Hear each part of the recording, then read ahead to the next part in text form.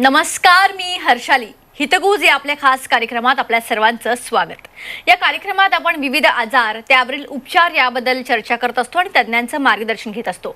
आणि आजचा आपला विषय आहे काचबिंदू, याची लक्षणं, कारणं आणि उपचार. आणि यावर मार्गदर्शन करण्यासाठी आपल्या स्टुडिओमध्ये आलेले आहेत डॉक्टर विवेक मोतेवार. डॉक्टर, स्वागत आहे तुमचं.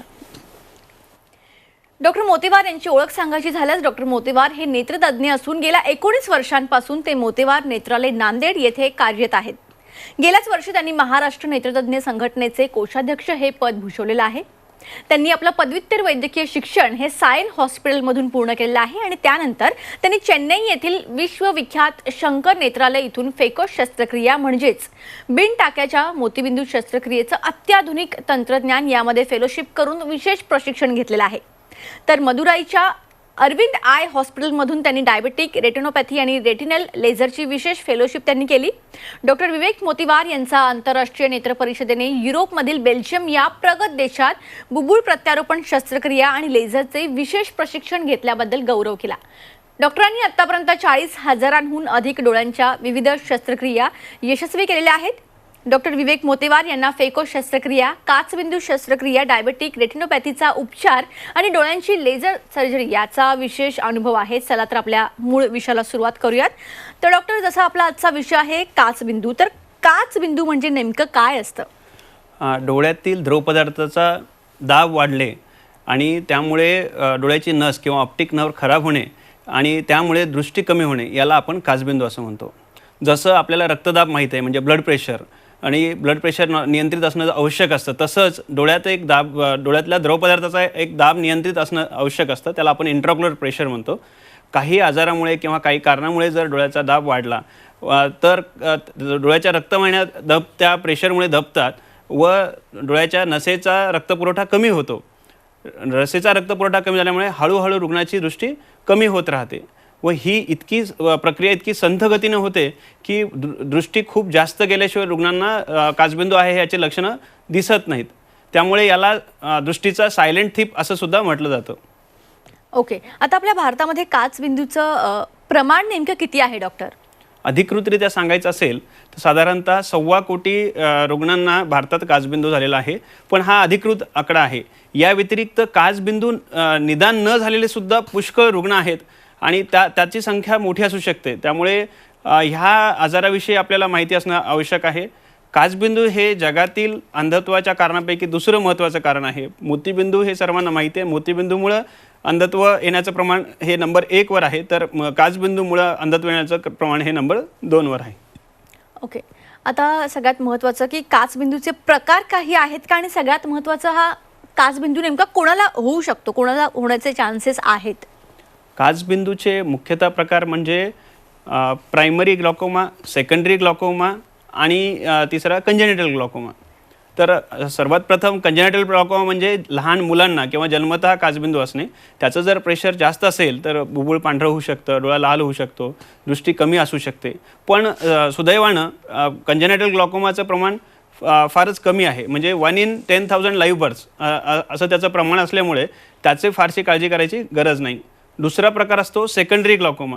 सेकंडरी ग्लॉकोमा म्हणजे काय असतं की कोणाला मार लागल्यामुळे, कोणाला काही इन्फेक्शन झाल्यामुळे, कॉमन इन्फेक्शनमध्ये आपण ट्युबरक्लोसिस घेता येईल किंवा हर्पेज व्हायरस इन्फेक्शन घेता येईल, ज्यामध्ये डोळ्याला आतल्या भागाला सूज येते आणि त्यामुळे काचबिंदू होतो. कधीकधी सोरियासिस किंवा आर्थरायटिस अशा आजारामध्ये सुद्धा डोळ्याचं प्रेशर वाढतं आणि त्याला सेकंडरी ग्लॉकोमा असं म्हणतात. तिसरा सर्वात महत्त्वाचा म्हणजे प्रायमरी ग्लॉकोमा. प्रायमरी ग्लॉकोमासुद्धा ओपन अँगल ग्लॉकोमा आणि क्लोज अँगल ग्लॉकोमा अशा 2 प्रकार असतो. डोळ्यामध्ये एक आयरिस नावाचा अवयव असतो. आयरिस आणि बुबुळाचा कोन हा जर मोठा असेल तर तर ते त्याच्यातनं द्रवपदार्थ जो बाहेर डोळ्यात पडायला पाहिजे तो व्यवस्थितरित्या पडतो. जेव्हा आयरिस आणि बुबुळाचा अँगल हा लहान होतो तेव्हा जे डोळ्यात द्रवपदार्थ तयार होतो त्याचा बाहेर निचरा होण्याचा मार्ग बंद होतो. त्याला आपण नॅरो अँगल ग्लॉकोमा असं म्हणतो. सुदैवानं नॅरो अँगल ग्लॉकोमा हा ग्लॉकोमा होण्यापूर्वीच आपण त्याचं निदान करू शकतो व ग्लॉकोमा होण्यापूर्वी त्याला प्रोफायलेक्टिकली लेझर करून त्याचा उपचार करू शकतो. दुसरा प्रकार म्हणजे ओपन अँगल ग्लॉकोमा. याबद्दल आपल्याला सर्वांना माहिती असणं जरुरी आहे, कारण हा आयुष्यभराचा आजार आहे आणि त्यामध्ये जरी डोळ्यातला अँगल ओपन असला तरी ते डोळ्यात जे मेशवर्क असतं किंवा जी जाळी असते त्याचं क्वालिटी खराब झाल्यामुळे डोळ्यातला द्रवपदार्थ बाहेर पडत नाही, त्यामुळे डोळ्याचं प्रेशर वाढून नस कमजोर होते व रुग्णाची दृष्टी हळूहळू कमी होते. ओके डॉक्टर, काचबिंदू आणि मोतीबिंदू यामध्ये नेमका काय डिफरन्स आहे याविषयी सांगाल? आत्ताच मी सांगितल्याप्रमाणे डोळ्याचा दाब वाढल्यामुळं नस कमजोर होणे याला आपण काचबिंदू म्हणतो, आणि डोळ्याचा नैसर्गिक भिंग पांढरा होणे आपण याला मोतीबिंदू असं म्हणतो. मोतीबिंदू ऑपरेशननंतर जी नजर गेलेली आधी ती पूर्ववत पुन्हा येते आणि रुग्णाला पुन्हा दृष्टी पूर्ण प्राप्त होते. पण काचबिंदूमध्ये तसं नसतं. काचबिंदूच्या उपचारानंतर देखील गेलेली नजर काही येत नाही, आहे ती दृष्टी नियंत्रित करण्यासाठी काचबिंदूचे उपचार किंवा शस्त्रक्रिया केले जातात. हा एक दोन्हीमधला मोठा फरक आहे. ओके, मग काचबिंदूची नेमकी कारणं कोणती आहेत आणि याचे रिस्क फॅक्टर्स काय आहेत डॉक्टर? काचबिंदूचे कारणामध्ये आनुवंशिकता किंवा वय हे प्रमुख कारण आहेत. ज्यांच्या साधारणतः 40 नंतर येणारा हा आजार आहे, ज्यांच्या घरी आईवडिलांना किंवा मोठ्या भावंडांना काचबिंदू झाला आहे त्या व्यक्तींना काचबिंदू होण्याची शक्यता जास्त असते. काही व्यक्ती स्टिरॉइडचं सेवन करत असतात, साधारणतः आर्थरायटिसच्या आजारासाठी किंवा कुठल्या आजारासाठी जे लॉंग टर्म स्टिरॉइड घेतात त्यांनासुद्धा काचबिंदूचा आजार होण्याची जास्त शक्यता असते. भारतामध्ये स्त्रियांमध्ये पुरुषांपेक्षा काचबिंदूचं प्रमाण अधिक आढळतं. तसेच काही आजार जसे कमी रक्तदाब असणे किंवा मधुमेह असणे, थायरॉईडचा आजार असणे किंवा मायग्रेन हे आजार असले, या आजारामुळे सुद्धा काचबिंदूचं प्रमाण जास्त असतं.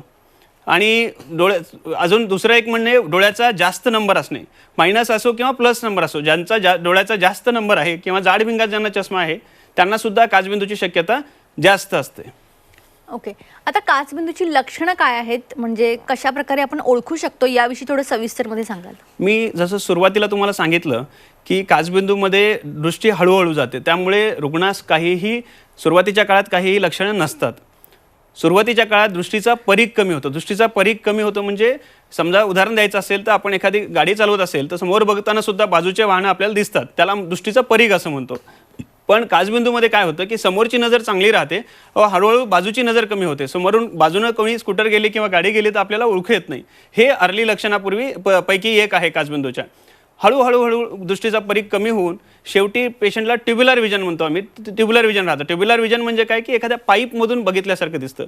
पण ही वेळ येईपर्यंत रुग्णांना बऱ्याचदा काचबिंदू झाला हे माहिती नसतं. हे स्लोली वाढणारं एक लक्षण झालं.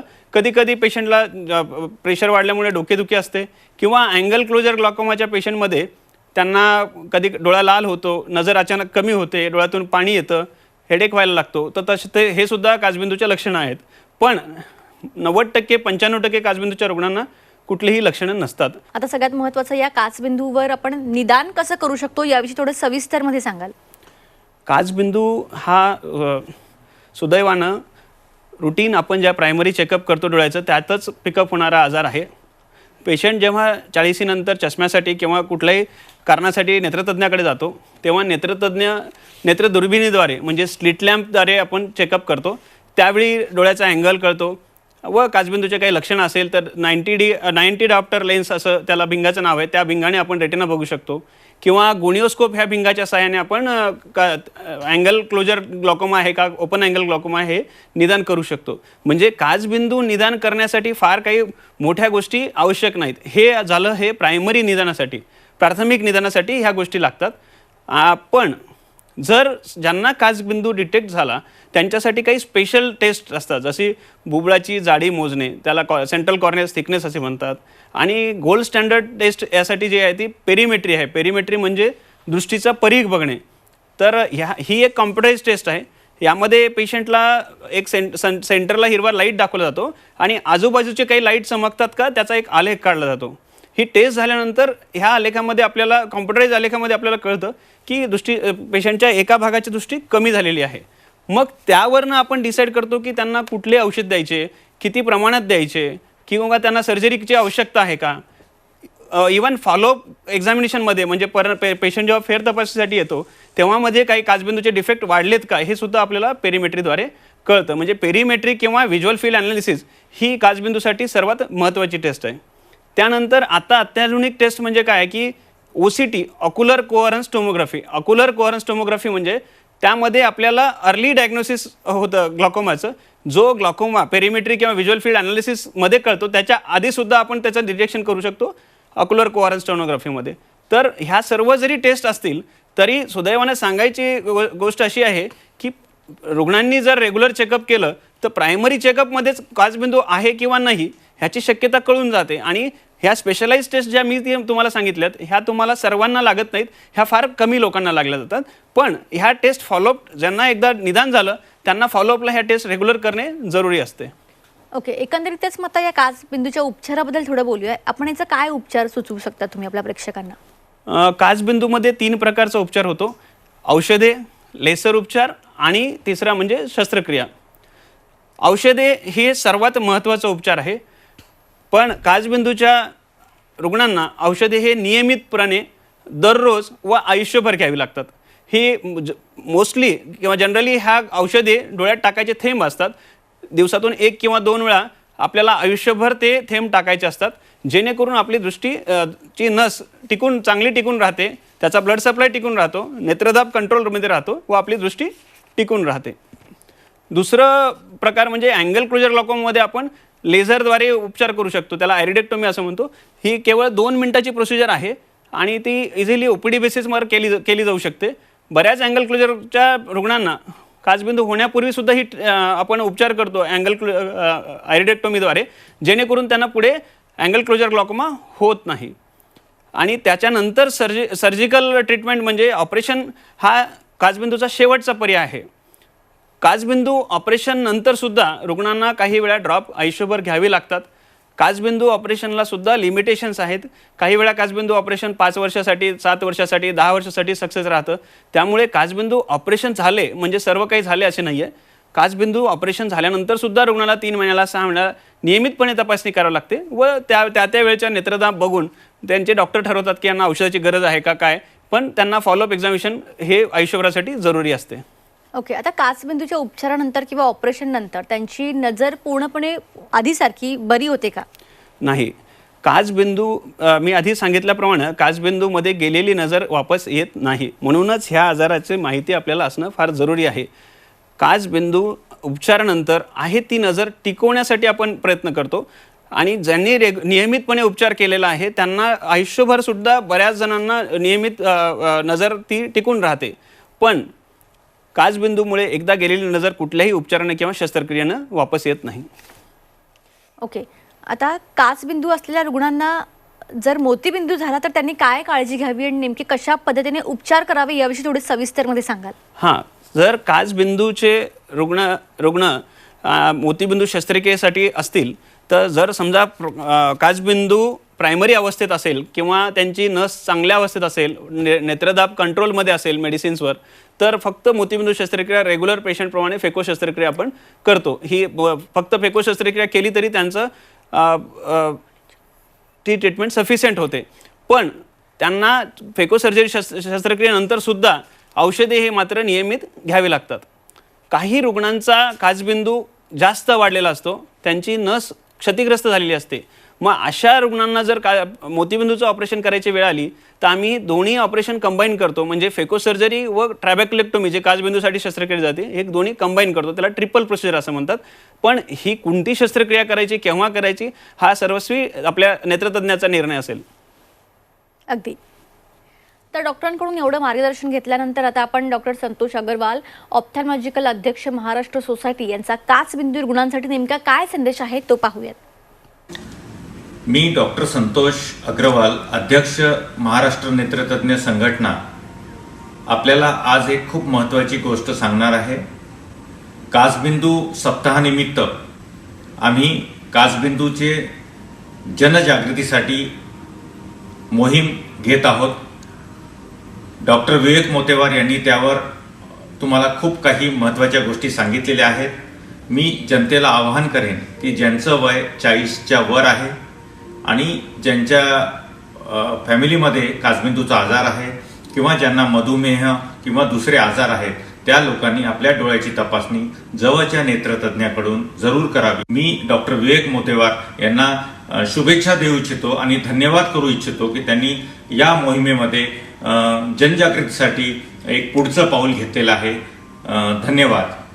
तर आता यांचा संदेश आपण पाहिला. पुन्हा एकदा आपल्या विषयाला सुरुवात करूयात. तर डॉक्टर, आत्ता बघायला गेलं तर आपण डेली रुटीनमध्ये आपण दिवसभर लॅपटॉप PC समोर असतो. तर यामुळे आपल्या डोळ्याला काही हानी पोहोचते का, किंवा त्यापासून आपले डोळे प्रोटेक्ट करण्यासाठी आपण कोणती काळजी घ्यायला हवी याविषयी, आणि एकंदरीतच डोळ्याचं आरोग्य चांगलं ठेवण्यासाठी आपण काय करणं गरजेचं आहे याविषयी थोडं सविस्तरमध्ये सांगाल? सध्या लॅपटॉप आणि कॉम्प्युटरचा वापर खूप वाढलेला आहे. लहान मुलांमध्ये सुद्धा शाळेत सुद्धा बऱ्याच गोष्टी आजकाल ऑनलाईन येत आहेत. त्यांना टॅबलेट किंवा लॅपटॉप वापरणं कंपल्सरी झालेलं आहे. खरं पाहिलं तर लहानपण हे बाहेर खेळण्यात जायला पाहिजे, जेणेकरून त्यांची दूरची दृष्टी विकसित होईल. पण आजकाल आता काय झालं की शाळा, कॉलेजेस, ट्युशन खूप स्ट्रिक्ट झालेत आणि वाढत्या कॉम्पिटिशनमुळे शाळेनंतर विद्यार्थी बऱ्याच जणांना प्रायव्हेट शिकवणीसाठी सुद्धा जात आहेत आणि प्रत्येक ठिकाणी घरी आल्यावर मग ते लॅपटॉप किंवा कॉम्प्युटरवर अभ्यास सुरू होतो. यामध्ये त्यांची जी दूरची दृष्टी विकसित व्हायला पाहिजे असते, ती दूरची दृष्टी बऱ्याचदा विकसित होत नाही. आणि आता आम्हाला कोविडमध्ये हे जाणवलं. कोविडच्या नंतर आमच्याकडे मायोपियाचे पेशंट, म्हणजे निकट दृष्टिताचे पेशंट वाढलेत. म्हणजे त्यांना फक्त जवळचं दिसतंय आणि दूरची दृष्टी त्यांना डेव्हलप झालेली नाही चांगली. याचं कारण मुख्य हे कॉम्प्युटर किंवा लॅपटॉप त्यांना कमी वयात त्यांना वापरायला कंपल्सरी झालं आहे. याच्या व्यतिरिक्तसुद्धा आपण एरवी एकमेकाशी बोलतो, पेपर वाचतो, पुस्तक वाचतो, त्यावेळी डोळ्याची हालचाल होते, पापणी खालीवर होते. जेव्हा लॅपटॉप किंवा कॉम्प्युटरवर कॉन्सन्ट्रेट करतो त्यावेळी आपली पापणी जेवढ्या वेळा पडायला पाहिजे तेव्हा खाली पडत नाही. त्याच्यामुळे आपल्याला ड्राय आय हा आजार होतो, डोळे कोरडे होतात. म्हणजे बऱ्याच लॅपटॉप युजर्स, कॉम्प्युटर युजर्स किंवा विद्यार्थ्यांना आजकाल ड्राय आय इतका कॉमन झाला आहे की घरोघरी लुब्रिकंट ड्रॉप आम्हाला द्यावे लागतात. तर माझं हे सजेशन राहील की जेव्हा तुम्ही अवॉइड करू शकता तेव्हा स्क्रीन टाईम अवॉइड करा. जे शक्य आहे त्याच्या प्रिंटआउट काढून, मी हे खास विद्यार्थ्यांसाठी सांगतो, जे शक्य आहे ते त्यांनी प्रिंटआउट काढून वाचावे आणि स्वच्छ प्रकाशात जेवढं जास्त शक्य असेल तेवढ्या ट्यूबलाईटच्या प्रकाशात वाचावे, म्हणजे जेणेकरून त्यांच्या डोळ्यावर परिणाम होणार नाही. आणि लहान वयात किंवा तुमच्या किशोर वयात तुम्ही बाहेर खेळलंच पाहिजे किंवा बाहेरच्या दृष्टी डेव्हलप झालेलीच पाहिजे. नाही तर विनाकारण तुम्हाला ज्यांना चष्मा लागायला नाही पाहिजे त्यांनासुद्धा आजकाल आम्हाला चष्मे लागलेले आम्हाला बघायला मिळतात. हे झालं एक. दुसरं, ड्राय आय प्रिव्हेंट करण्यासाठी आपण काय करू शकतो? लॅपटॉपवर काम करताना आपण ब्लिंकिंग हॅबिट वाढवली पाहिजे. म्हणजे आपण मिनिटातून साधारणतः 12 ते 16 वेळा पापणी लपकवणं किंवा ब्लिंकिंग करणं अपेक्षित आहे. जेव्हा तुम्ही लॅपटॉपवर किंवा कॉम्प्युटरवर काम करता ती पापणी 12-15 वेळा न पडता ती साधारणतः 7 ते 8 वेळा ब्लिंक होते. त्यामुळे तो ड्राय आय होतो आणि तुम्हाला काम करताना तर जाणवत नाही, पण संध्याकाळी घरी गेल्यानंतर तुम्हाला ड्राय आय किंवा डोळे जळजळपणाचा आजार जाणवतो. तर अशा रुग्णांची संख्या आजकाल वाढत आहे. तर त्यांनी फक्त ब्लिंकिंग हॅबिट वाढवावी. मध्ये लॅपटॉप, कॉम्प्युटरपासून साधारणतः ॲटलिस्ट 1 तासाला का होईना ब्रेक घेऊन त्याला डोळे पाण्याने धुवावेत. कधी गरज पडली तर लुब्रिकंट ड्रॉप्स टाकावेत. आणि नियर विजन जे आहे ते तिथून थोडं डिफोकस करावे. समजा 15-20 मिनिट काम झाल्यानंतर 1 मिनिट जर शक्य असेल तर दूरसाठी बघावे, खिडकीच्या बाहेर किंवा बघावे, जेणेकरून तुमचं तुम्हाला नियर विजनचा स्ट्रेन येणार नाही. त्या व्यतिरिक्त तुम्हाला ब्रेक घेणं पण आवश्यक आहे. आणि या गोष्टी जर केल्या तर कॉम्प्युटरमुळं ड्राय आय होण्याचं प्रमाण थोडंसं कमी होईल. प्लस अजून तुम्हाला त्याच्यासाठी जे ब्लू लाईट जे असतो कॉम्प्युटर किंवा लॅपटॉपमुळं, तर त्या लाईटमुळे सुद्धा डोळ्याला परिणाम होऊ शकतो. तर ज्यांना कॉम्प्युटरवर, मोबाईलवर जास्त काम आहे त्यांनी ब्लू फिल्टरचे लेन्सेस वापरायला काही हरकत नाही. ब्लू कट ग्लासेस किंवा ब्लू फिल्टरचे ग्लासेस म्हणतात. ह्याच्या ब्लू कोटिंगच्या ग्लासेसचा काही संबंध नाही. काही जण ब्लू कोटिंग ग्लासेस वापरतात. ब्लू कोटिंगचा ब्लू कट ग्लासेसशी काही संबंध नाही. आपल्याला ब्लू लाईट फिल्टर करायचं, ब्लू लाईट फिल्टर करणारे ग्लासेस वापरायचे. पण हे काही सर्वांना जरुरी नाही आहे. ज्यांना लॅपटॉप, मोबाईलचं काम जास्त आहे त्यांच्यासाठी या गोष्टी आहेत. सर, जाता जाता आपल्या प्रेक्षकांना तुम्हाला काय मेसेज द्यायचा आहे? काचबिंदू हा आयुष्यभराचा आजार आहे. मला एवढंच सांगा वाटेल की वेळोवेळी नेत्रतज्ञाकडून सखोल तपासणी करून घेणे, नियमितपणे औषध वापरणे हेच काचबिंदूवर नियंत्रण मिळण्यासाठी व दृष्टी टिकवण्यासाठी गुरुकिल्ली आहे. त्याचबरोबर मी माझ्या नेहमीच्या इंटरव्ह्यूमध्ये सांगतो की संतुलित आहार, नियमित व्यायाम व नियमित उपचार हे जर केलं तर आपण कुठल्याही आजारावर मात करू शकतो. आपण जागतिक काचबिंदू आठवड्यानिमित्त मला इथे आपल्या दर्शकासमोर बोलण्याची संधी दिली, त्याबद्दल मी झी24 तास व आपल्या सर्व दर्शकांचा आभारी आहे. नमस्कार. तुम्ही या ठिकाणी याला खूप चांगलं मार्गदर्शन केलं, त्यासाठी तुमचे धन्यवाद. तर प्रेक्षकांनो, काचबिंदू म्हणजे काय, त्याची लक्षणं, त्यावर कशा पद्धतीने उपचार करणं गरजेचं आहे, यावर अतिशय उत्कृष्ट असं मार्गदर्शन डॉक्टर विवेक मोतेवार यांनी या ठिकाणी केलेलं आहे. तुम्हाला सुद्धा डॉक्टरांनी सांगितल्याप्रमाणे काही लक्षणं दिसत असतील तर ती दुर्लक्ष करू नका. तुम्हाला जर डॉक्टरांचं मार्गदर्शन घ्यायचं असेल तर तुम्हाला स्क्रीनवर जो नंबर दिसतोय त्याद्वारे तुम्ही डॉक्टरांशी संपर्क साधू शकता. कार्यक्रमात आता वेळ झाली आहे इथेच थांबण्याची. ताज्या बातम्यांकरिता पाहत रहा C24 तास.